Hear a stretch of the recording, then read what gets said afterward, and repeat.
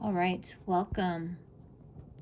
Usually this is a part of my morning ritual, but today it didn't happen, and I'm making myself do this reading because, it's just helping me to try to be consistent in doing it as a little project for myself and anyone else who might stumble upon it or join me. So here we go.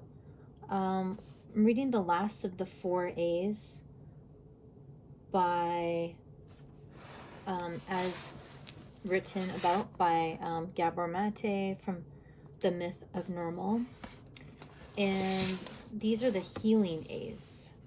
So the first ones were, these are healing principles. So agency or authenticity, agency, anger, and the last A that he talks about is acceptance. Here we go. Acceptance begins with allowing things to be as they are, however they are. It has nothing to do with complacency or resignation, though sometimes these can pose as acceptance. Think of the shrugging expression, "it is what it is," just as stubborn egotism can moonlight as authenticity. Rather, acceptance is the recognition, ever accurate, that in this moment things cannot be other than how they are. We abstain from rejecting or condoning. Instead of resisting the truth or denying or fantasizing our way out of it, we endeavor to just be with it. In doing so, we foster an aligned relationship with the actual present moment.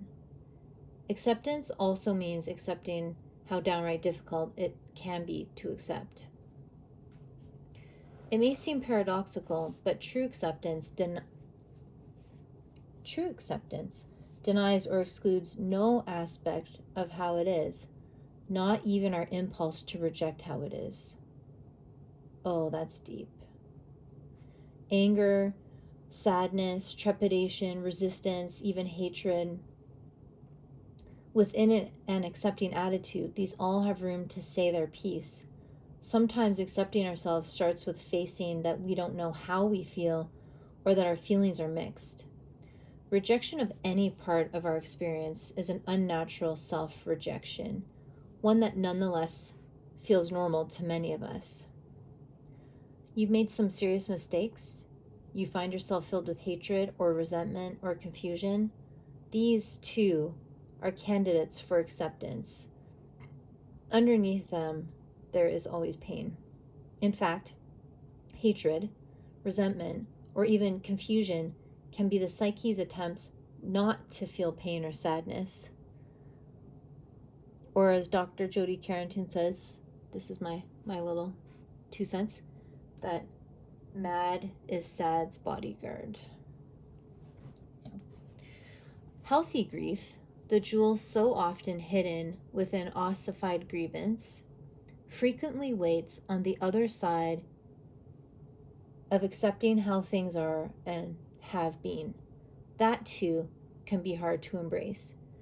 But when we forestall the energy of mourning that wants to move through us, we only cause it to build up. That's good.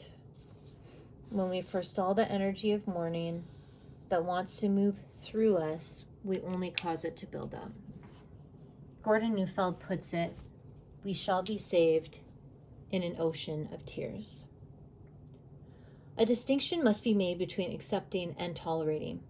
Being with something and putting up with something have precious little to do with each other. Acceptance is vitalizing because it makes room for the other 3 A's. It grants admission to anger if such is present, increases our sense of free agency, and makes room for whatever our authentic experience might be. Tolerating the intolerable, on the other hand, is deadening. For example, resigning oneself bleakly to conditions such as abuse or neglect involves rejecting crucial parts of one's self, needs, and values that deserve to be respected, and integrity that needs to be safeguarded.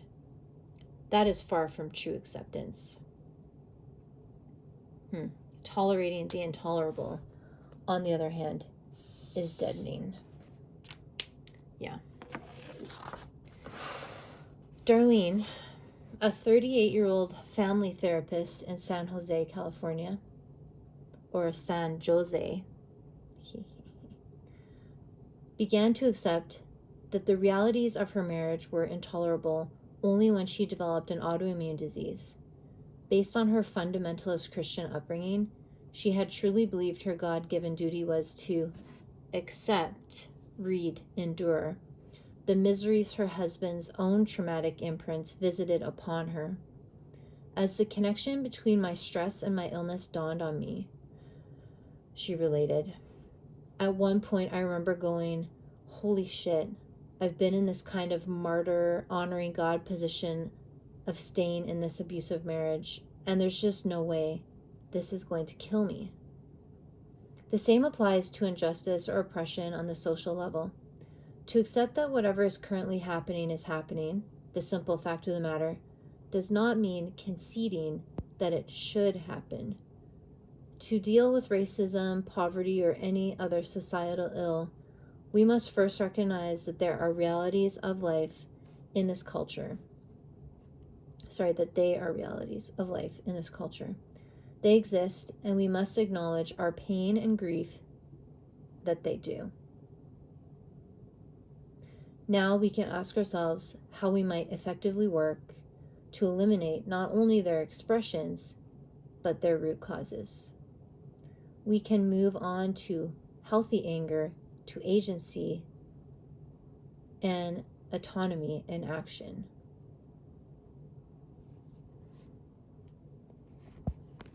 All right.